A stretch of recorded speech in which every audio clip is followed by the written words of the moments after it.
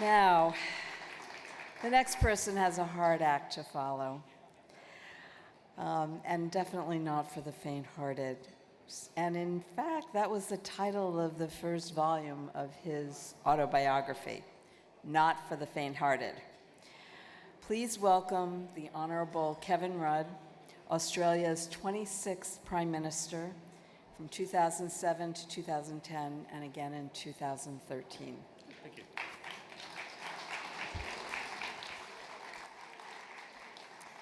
Well, good evening, folks. 大家晚上好。女士们、先生们 It's been fantastic listening to Yo-Yo Ma.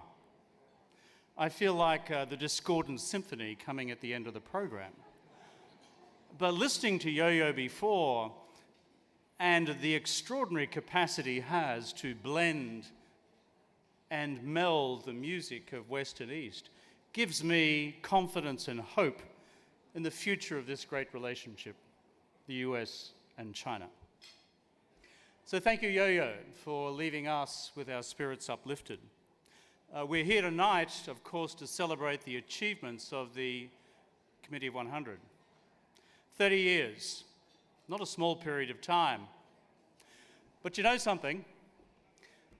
We're also here because those of us who know this relationship well are concerned about its health and are concerned about where it's going, the US-China relationship. Whatever happens in the trade negotiations, and I'm sure they'll find a landing point, there's something much deeper going on in this relationship which causes those of us who have been practitioners over the years to feel in our guts that there is a problem, big problem at mill. I see in the audience people like Stape Roy and Max Borkus, Ambassador Huang and others.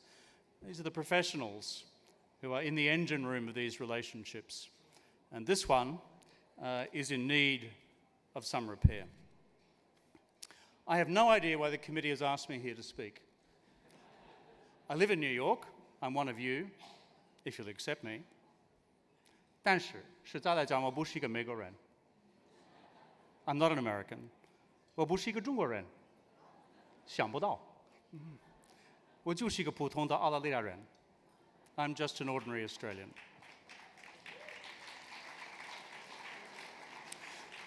And for the Chinese folks in the audience who don't speak English, I'm sorry, I'm not going to speak Chinese tonight. 天不怕地不怕，只怕老外说中国话。Which is simply for English speakers here, there's nothing in heaven to fear, there's nothing on earth to fear. The only thing there is to fear is some smart, wise-assed foreigner trying to speak decent Mandarin, like me. Those of you who think I speak fluent Mandarin, well, my Mandarin's reasonable. I studied at university for 5 years, became a diplomat, and then slowly slid down the food chain of life, international politics. But when I was working at our embassy in Beijing all those years ago, about the time when Larry Summers first went to China, because our ambassador at the time thought that my Chinese was good, even though he didn't speak a word of Chinese, he took me off to the Great Hall of the People for his first official meeting with the minister of the Chinese government at the time. I knew my Chinese was not interpreter level. If there are foreigners here who speak Chinese, you know what it's like to be able to speak your own language and what you want to say, as opposed to interpret what some other guy wants to say. Anyway, despite my protestations, off we went to the Great Hall of the People. And as you know, the Chinese horseshoe assembled. There was the senior Chinese leader there, our ambassador there, and then the line of officials on either side, from the senior poobahs to the deputy senior poobahs, down to the junior woodchucks. And it's perfectly symmetrically organized. And then behind them on the jump seats are the two interpreters, me and my Chinese counterpart. He looked at me and I looked at him, and he knew that I was panicking. Smart guys. Anyway, our ambassador began with an unremarkable statement, which was, Australia and China are experiencing a relationship of unprecedented closeness. I thought that was clumsy. It needed improvement. A note to file if you're ever interpreting, resist that urge to improve what someone else has said. I thought it needed a little literary flourish. So boldly I pronounced in semi-classical Chinese with a little wenyan thrown in what I thought was the translation of that sentence, that Australia and China are experiencing a relationship of unprecedented closeness. When I uttered that in Chinese, it was interesting what the reaction was. There was a visible dropping of the jaws on the part of the senior Chinese representative, stunned silence on the part of the deputy poobahs, and outrageous peals of laughter from the junior woodchucks. Apparently what I'd said in interpreting this statement, that Australia and China are experiencing a relationship of unprecedented closeness, was that Australia and China were now experiencing fantastic mutual simultaneous orgasm.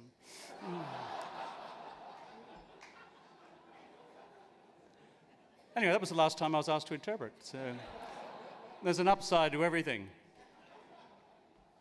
But when I think about this relationship, I am still, in my heart of hearts and mind of minds, an optimist. And the reason is not just a Pollyanna-ish view of the world.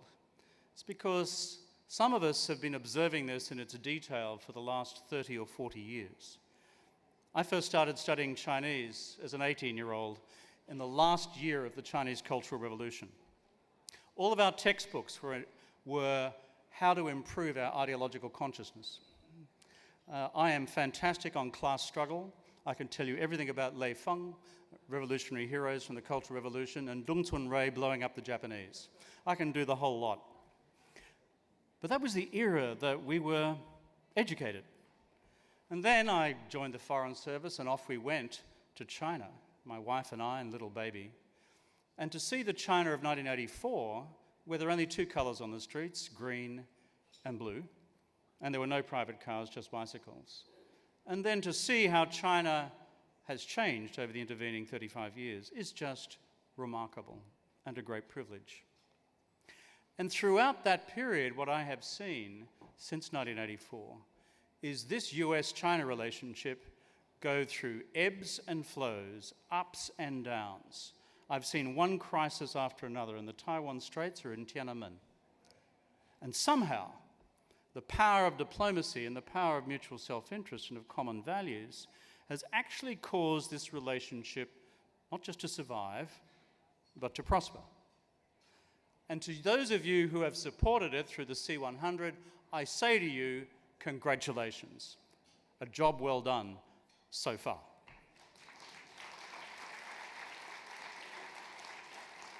Remember Confucius' observation about age. 30而立, 而立. When you turn 30, you can then stand up. 30而立. And you're now 30, the C100. Well done, you're standing up. Confucius goes on to say, 孔子说, 40不惑. That is, when you reach 40, there is no longer any confusion. That's where I'm a little more concerned. Because 40 years into the normalization of the US-China relationship, I see a bucket load of confusion. So you, the 30而立, 30 and standing up, C100, you've got a great challenge on your hands to take the confusion from this relationship and to steer it on a productive course for the future.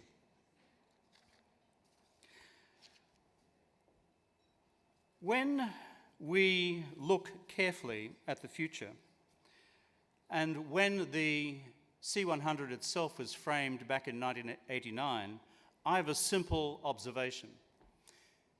If those of you who were around in 1989, and in 1989 I was physically in Tiananmen Square in May and early June of that year, for this relationship to have survived and prospered through the agency of the C100 means that whatever difficulties we are facing now can also be overcome. There is enormous experience which has been gained through those who have had custodianship of the relationship ever since. The relationship did not implode then, it cooled, but it recovered, and then it grew phenomenally to what we've seen it become today. Some ask, what's the essence of the challenge? Why is it we now seem to see this relationship fraying at the edges? You know, when it's all boiled down, it's pretty simple. It's a question of size. I can say this as an outsider. I'm neither Chinese nor Americans. But if and when China becomes the largest economy in the world, it'll be the first time since George III was on the throne of England that a non-Western, non-English speaking, non-democratic state will be the largest economy in the world. And that's quite a long time. That's a couple of hundred years. And people are not used or accustomed to the magnitude of the prospective change that could bring about. Of course, one interpretation of that is Thucydides' trap. Graham Allison, a good friend of mine from Harvard with whom I've collaborated over the years, has written a book, Destined for War. You read the text of what Graham says, it's not his actual view. But what he does say is the probabilities are significant. Because when a rising power, according to Graham,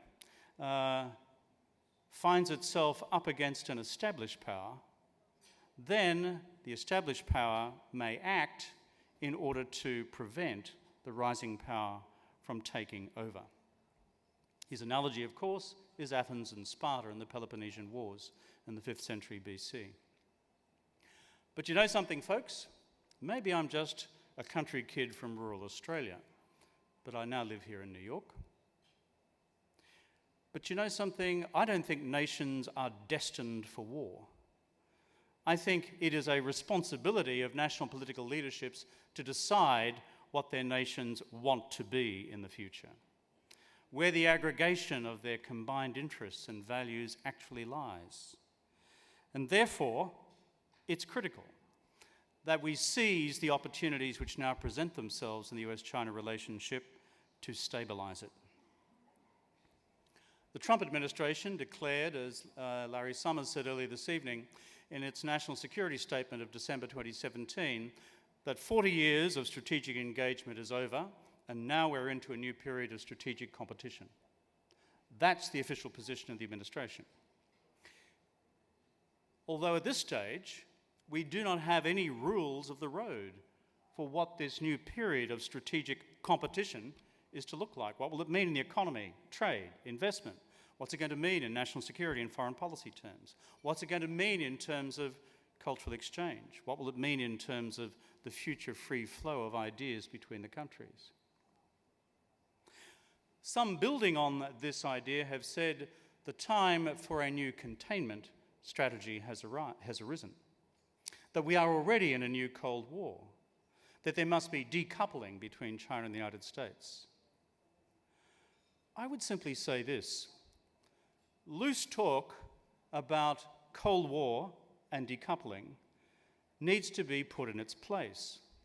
Think carefully what Kennan had in mind in 1948 when he drafted the containment strategy for the Truman administration against the Soviet Union. It was pretty basic. At that stage, the Soviet Union and the United States, and for the subsequent 40 years, had zero economic engagement, negligible trade, negligible investment. You look at China and the United States today, they are each other's significant, dominant in some sectors, economic partners. The level of intermeshing is now huge. If we look at the history of the Cold War, the Soviet Union and the United States were engaged in multiple proxy wars across the developing world. The United States and China are involved in no such proxy wars at present. If we look at the history of the Cold War, including the Cuban Missile Crisis, this was mutually assured destruction. Are we enrolling nuclear crises with China at present? No, we're not. So when you hear these terms, Cold War and containment and decoupling, thrown around, I would simply say, let us in this room anchor this national discourse in reality. It is no such thing. So what of the future? And let me conclude with these thoughts. Larry spoke before of the need for strategic reassurance between Beijing and Washington. I argue it in slightly different terms, but the logic is similar. What I argue is that we need, both in Beijing and in Washington, a culture of constructive realism. Realism about the things China and the United States will never, at least for the foreseeable future, agree on, like Taiwan. Recognizing that there are a range of difficult challenges in the bilateral relationship, which can, however, be worked on, and with high levels of political commitment, an outcome can be delivered, like North Korea and denuclearization. And what I would argue to be sensible, mainstream, day-to-day collaboration through which confidence is built, like climate change. The two largest emitters in the world, China and the United States. Unless you two guys get your act together, then the future for the world is a grim one indeed. So when I say constructive realism, it's being realistic about the things we disagree on, but constructive about where we can make real and substantial progress in the hard areas and in the not so hard areas. And through that, over time, build, step by step, levels of strategic trust. For you, the American Chinese community, and to the wider American community, I would just offer one final reflection. When I go to Washington these days, and I engage in this debate about the future of the US-China relationship, the atmosphere worries me. It's closing in. It's making it harder and harder to have an open discourse about a balanced future for this relationship. The ground has shifted in a particular direction. And I begin to worry, and I see similar trends in my own country, Australia, and in other countries. Let us be very careful when this country legitimately conducts its national debate on the future of its China strategy, Republican or Democrat. Let us not create an atmosphere where those who are Chinese Americans are in any way placed under a cloud of suspicion.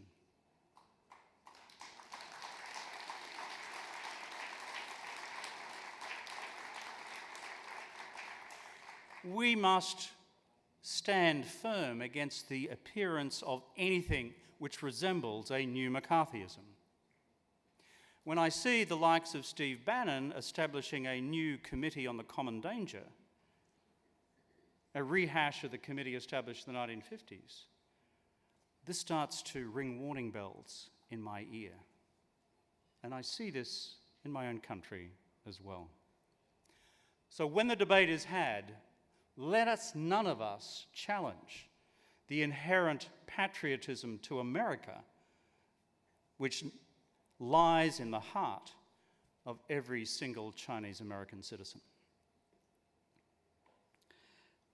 As we go to the future, let me conclude with this and go back to where I began with Yo-Yo Ma. Yo-Yo Ma talked about the importance of building collaboration through culture. And he spoke also about the blending of music, East and West. Can I say, it's a vision we need to keep first and foremost in our hearts in what's going to be a very difficult period ahead. The truth is this: Yo-Yo Ma, an ambassador for cultural cooperation, those of you in business and commerce, ambassadors for economic collaboration, the professional ambassadors for political collaboration. But there are still people in both capitals, Beijing and Washington, quite happy to blow the bridges up. Yo-Yo Ma's message was bridge building.